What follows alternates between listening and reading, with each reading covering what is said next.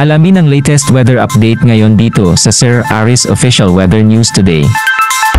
Patuloy pa rin umiiral ang easterlies o yung mainit na hangin mula sa dagat Pasipiko sa malaking bahagi ng ating bansa kung saan ngayong araw ay magdadala ito ng maulap na kalangitan at mataas na tsansa mapagulan, pagkidlat at pagkulog dito sa silangang bahagi ng Mindanao. So pag-iingat po para sa ating mga kababayan dyan sa posibilidad ng mga pagbaha at pagguho ng lupa. Samantala, sa nalalabing bahagi naman ng ating bansa ay patuloy pa rin makakaranas ng mainit at maalinsangan na panahon lalong-lalo na sa tanghali at meron pa rin po tayo mga posibilidad ng mga isolated o mga biglaang pag-ulan, pagkilat at pagkulog na dulot ng easterlies. And sa kasalukuyan, ay wala tayong minomonitor na bagyo or low pressure area na maaaring makaapekto dito sa ating bansa.